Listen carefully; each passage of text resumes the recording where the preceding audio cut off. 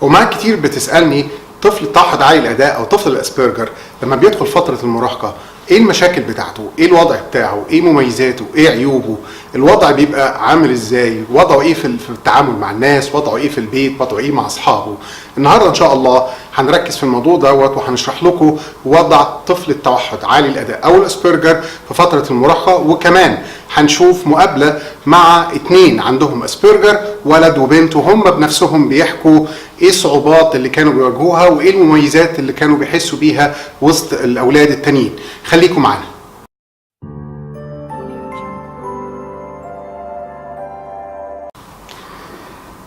اهلا وسهلا بيكم في حلقه جديده من كلامي اونلاين لتعليم امهات اطفال التوحد كيفيه تدريب اطفالهم. بيجي لي اسئله كتير لامهات انا بتعامل معاهم وبدربهم بعلمهم ازاي يدربوا اولادهم لما ابنهم اللي عنده توحد عالي الاداء او اللي عنده اسبرجر لما بيكبر الوضع بيبقى عامل ايه، خاصه في فتره المراهقه. بشكل عام فتره المراهقه بيبقى صعب اصلا السيطره على الاولاد العاديين، ما بالك بالاولاد الاسبرجر؟ هل مشاكلهم بتبقى هي زي الاولاد العاديين؟ هل فيهم مشاكل مختلفه؟ ده سؤال بتساله كتير قوي، وللاجابه على السؤال ده انا اقدر اقول ان الطفل التوحد عالي الاداء بشكل عام هو طفل مختلف، ومختلف هنا لا تعني ان هو اقل من الاولاد التانيين او اقرانه، بل على العكس طفل التوحد عالي الاداء او المراهق بشكل عام بيبقى عنده امكانيات اعلى بكتير جدا جدا من اللي في سنه، لكن برضه بيبقى عنده مشاكل. لو احنا حبينا نلخص 99% من مشاكل اولاد الاسبرجر بالذات فتره المراهقه اغلبها بتبقى في التواصل مع الناس. هو ما بيقدرش يفهم ازاي بيتواصلوا، ما بيقدرش يتفاعل مع الناس، لان هو دايما لما بيجي يشتغل او بيجي يعمل حاجه بيركز جامد جدا في الحاجه اللي هو بيعملها، فلما بيتعامل مع الناس ممكن يجيد التعامل بشكل مباشر يعني وجها لوجه، لكن لو المشكله ان هو قاعد في وسط مجموعه بقى في 3 4 كل واحد فيهم بيتكلم، كل واحد فيهم بيهزر، كل واحد فيهم بيقول حاجه، بيبقى صعب قوي على الاولاد دول ان هم يقدروا يتابعوا في الوضع دوت. بيبقى عندهم مشكله ان هو ازاي يقدر يعمل صداقات، يقدر يعمل صحوبيه مع حد، يقدر يبقى له علاقات اجتماعيه بشكل قوي. هم بيبقى لهم علاقات اجتماعيه ولكن ما بيقدروش ان هم يتفاعلوا بالشكل الجامد، لان اكبر مشكله هم بيقابلوها هو ما بيفهمش الشخص اللي قدامه بيفكر ازاي او يقصد ايه من الكلام. هو لما بيجي بيتعامل مع الكلام بيتعامل معاه بشكل تلقائي، بشكل مباشر، بشكل صريح، فبيفقد كثير جدا من المعاني الضمنيه اللي بتبقى موجوده في الكلام. عادة الأولاد دول لما بيدخلوا المدرسة أمورهم بتبقى طيبة، بيبقوا متفوقين جدا على أقرانهم، وبيبقى الفرق واضح في الحتة دي، فأغلبهم بيبقى درجاته عالية جدا، ومنهم بيخش الجامعة، ومنهم بيخلص ماجستير، ومنهم بيخلص دكتوراه، ولكن دايما بيقابل مشكلة في التعامل مع الناس. ازاي يقدر يتعامل مع الناس، ازاي يفهم. يعني لو حبينا نلخص الموضوع، انت لما بتيجي تتكلم مع حد القصه ما بتبقاش مجرد بس كلام، بيبقى فيه ايحاءات، بيبقى فيه ايماءات، بيبقى فيه توجيه للكلام لموضوع معين، اللي هو بيبقى الموضوع بيبقى فيه 5 أو 6 حاجات داخله عشان توصل المعلومه، مش بس الكلام. طفل التوحد بيفهم بس الكلام. طب ده ممكن يتصلح او ده ممكن يتعالج؟ طبعا ممكن يتعالج في حالتين. اول حاجه لو ابتدينا نشتغل مع الولد ده بدري وابتدينا نعلمه ازاي يعيش زينا، ازاي يتعامل زينا، ازاي يتصرف زينا، ايه المشاكل بتاعته، نبتدي نطلع له مشاكله ونبتدي نعلمه ازاي يتصرف فيها، وناخدهم واحده واحده ونزود خبرته في الحياه. لو ابتدينا في القصه دي من سن بدري لا بتفرق جامد جدا في مشاكل كتيره جدا بيتعرض لها لما بيكبر. لو احنا ابتدينا عليها من سن صغير بيتخطاها وبيتعداها وبيتعلم ازاي يبتدي يتصرف معاها. بشكل عام مشاكل الاولاد دول بتبقى يعني انت اي طفل مراهق بشكل عام يبقى له مشاكله في وقت المراهقه، هم كمان بيبقى ليهم مشاكل، ولكن المشاكل بتاعتهم بتبقى مختلفه نوعا ما عن مشاكل الاولاد العاديين. انا كنت اصلا محضر المحاضره ديت ان احنا هتكلم في كل مشكله بشكل تفصيلي، ولكن وجدت ان افضل حاجه تقدر تفهمكم ايه المشاكل الحقيقيه اللي هم بيقابلوها الولاد دول ان احنا نجيب 2 عندهم اسبرجر او توحد عالي الاداء هم اللي يشرحوا بنفسهم مشكلتهم ايه الصعوبات اللي بيقابلوها، ايه المشاكل اللي بيقابلوها، التواصل صعب بالنسبه لهم ليه، وليه ما بيقدروش يتواصلوا بشكل كويس. فحضرنا لكم ان شاء الله النهارده 2 فيديو، واحد لولد مراهق بيتكلم عن نفسه، بيتكلم عن مميزاته وامكانياته، ولبنت برضه مراهقه بتتكلم على المشاكل هي بتقابلها وهي بتتعامل مع الناس، وليه في بعض الاحيان بتفشل انها تتعامل مع الناس، وبعض الاحيان بتنجح انها تتعامل مع الناس. يعني صدقوني الفيديوهين دول مهمين جدا، وانصح كل واحد عنده اولاد عندهم اسبرجر او توحد عالي الاداء ان يشوف الفيديوهين دول، لان هم هيوضحوا له حاجات كتيره جدا جدا جدا هو محتاج انه يفهمها، وعلى الاقل يبقى محتاج يعرف ولاده ابنه اللي هو عنده توحد عالي الاداء والاسبرجر لما يكبر هيقابل ايه، عشان يبقى متحضر له كويس، يبقى عارف مشاكل ابني المستقبليه هتبقى عامله ازاي، فانا محضر نفسي من الاول هقدر اشتغل معاه ازاي، هقدر اعمل معاه ازاي. وصدقني لما بتحضر نفسك للمشاكل وبتفهم مشكله ابنك بجد انت بتقدر تتصرف معاها بشكل جيد، وبتمنع تحط ابنك في وضع صعب لما بيبقى فتره المراهقه وبيتعامل مع الناس، لان زي ما قلت في الاول ان البدايه ان انت تبتدي بدري مع الولاد دول الوضع بيختلف تماما عن ان احنا نسيبهم ونستنى لغايه ما يبقى في وضع المراهقه ونشوف بعد كده مشاكلهم ايه وتتحل، يكون هو اصلا متعود على الطريقه اللي هو بيتعامل بيها، وبيبقى صعب التغيير، لان الشغل مع الولاد وهم سن صغار بالذات في التواصل الكوميونيكيشن في سن 7 8 سنين يختلف تماما عن سن 14 و15 و16 سنه، بيبقى اصعب لان العاده يعني بتاثر فيه بشكل جامد. هنسيبكم مع الفيديوهين الاول ان شاء الله، هنشوف فيديو الولد هو فيديو قصير بتاع 3 4 دقائق، وبعد كده هنشوف فيديو البنت ده طويل شويه بس فيديو فعلا مؤثر، فيديو مليان مليان مليان حاجات هتفهمها انت نفسك ما كنتش متخيل ان الولاد دول بالشكل ده. مشاهده ممتعه وبالتوفيق ان شاء الله. Hello, my name is David and I am autistic.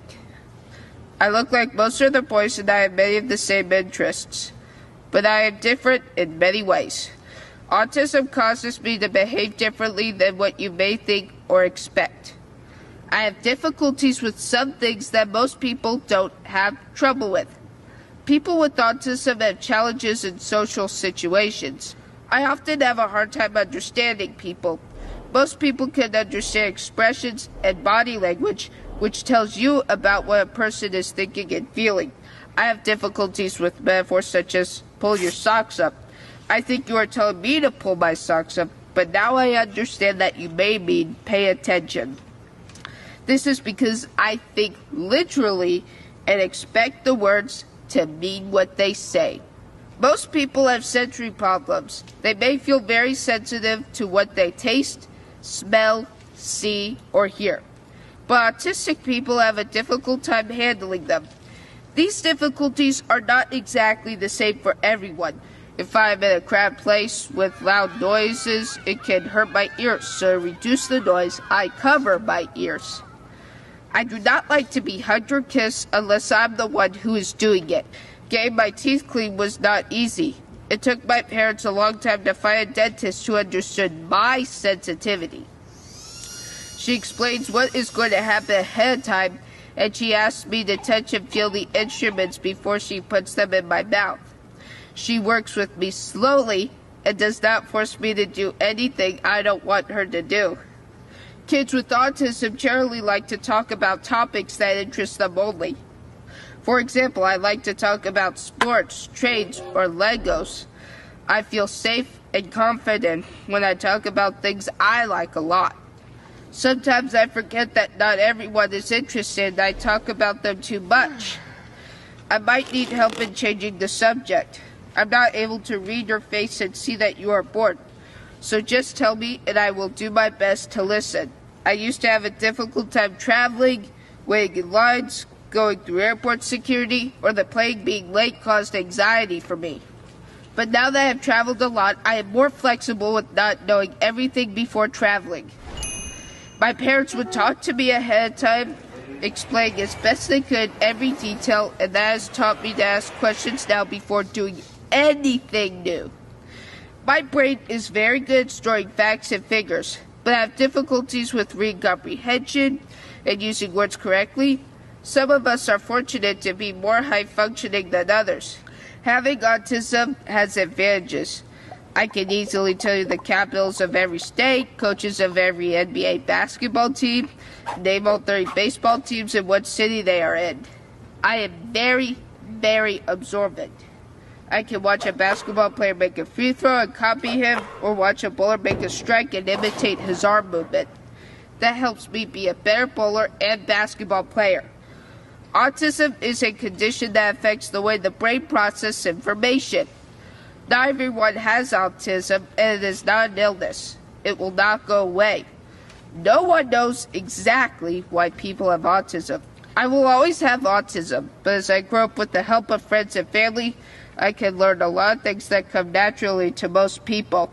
You can help me by understanding that I have autism and by not making fun of me. You can tell your friends and family what you have learned about autism. Being patient and understanding with all of us who have autism will support us greatly. Thank you. Hey guys, Megan here. If you're wondering if I put this sage plant here on purpose, the answer is yes. I wanted to talk about the kind of the lifestyle of like being high functioning autistic, but coming off so often as normal, and what happens whenever my autism whenever my autism comes out or like shows in what kind of way, how that, what it looks like, and kind of the reactions I've received from other people. I'm a hot mess that no red lipstick can hide. If I tell someone that I am like on the autism spectrum, what I hear a lot is like, oh, you don't seem autistic at all, and like they end up doubting my diagnosis. And I mean, it's funny because one, they think that they're like unique in doing this, and like, oh wow, no one's ever like questioned my diagnosis before. Thanks. You're really a special unicorn with that. Sarcasm. But like what they don't see are all of these other parts. What they see is like a carefully calculated like mirroring like show, and they don't see like these like rigid tendencies, and like they don't experience the sensory overload. And I'm learning that if I want to feel understood in life, I need to start communicating these things. And so there are these like bad sides that maybe only a few people see, or strangers, if I'm having like a sensory meltdown in the middle of like New York City, which has definitely happened before, or like weeks at a time just having just straight off panic attacks because my neighborhood was noisy or something, like sensory based panic attacks. They're really fun. You should try them. Just kidding. It's kind of funny. My mirroring is pretty good, but like sometimes it's really off. Like if I'm around like the manly men types and they're like shouting at each other like as jokes, and I try to mirror them, there's kind of a gender bias where they that is funny in this instant, because they'll be like, whoa, Megan, are you okay? Are you okay? Like, no, I'm just trying to do what you're doing so I can fit in. This is how I like try to socialize. With that said, I wanted to talk about what a lot of people do see and what are some traits of Asperger's that are a good thing, and autism that are a good thing. And one of them is a really, really intense hyper focus and being able to get like really big projects done in like a really short amount of time, all things considered. And like I have these obsessions, and for me they resonate with making things and art, and I'm obsessed with making music videos because that is more similar. Hold on. Alexa, turn down the volume 15%. Thank you. I don't know why I said thank you to a robot, but anyways. So I'm obsessed with creating music videos because those are what my thoughts are like. I think in like pictures, and I don't really think in words that much, so there is a difference there. My experience of music and of like people talking in general are like more so tones, which I'm listening to Sigur Rós, and they use a lot of like, it's very melodic, and I think they came up with their own language, either that or they're speaking. They're from Iceland, and so it's a lot of like. That's kind of how I experience words. But anyways, I love making visual things because that's what my thoughts look like, and I feel like I'm communicating with people when I make these things, because the words just don't do it for me. Another like good thing is because my existence revolves around living in this world that is not meant for my brain. I say this all the time. It's like you are in a human body, but your brain is not human, like, or doesn't really operate in a fully human manner, like an alien in a human body. But my existence is learning, coming up with strategies to deal with a system difference. It's like we have different operating systems, and I have to constantly be decoding or translating what everyone else is thinking versus what I am thinking. And so this ability allows me to learn things on the spot. Like, there's no other way that my mind does this. It's like I can't do it your way. So I have to come up with a whole new system for me to even understand what you're saying. So this makes it a lot easier for me to learn something in a very short amount of time. And at that, it's not even learning a system, it's coming up with a completely new system for doing things. And also, I think another point that isn't really talked about that much is I think Temple Grandin talks about this a lot, but a lot of people on the spectrum see in pictures, blah, blah, blah, that's said before, but our inner worlds are very vivid. When I was in kindergarten, I had a hard time paying attention, not because I had ADHD, but because it was so much more fun inside my head. I could make anything, and it was just as realistic to me. So a lot of people on the spectrum have this like weird balance of their sensory world is really intense. We experience sounds and like I swear I see colors more vividly, because whenever I'm walking down the street, I'll be like, oh my gosh, it's such a beautiful day. Look at everything. Do you see those leaves? Do you see those individual branches? And like, I can find 4-leaf clovers really easily too, because it's like, you hone in. And I already talked about the auditory differences. So the exterior world is really intense, but also for a lot of people on the spectrum, the interior world is really intense too.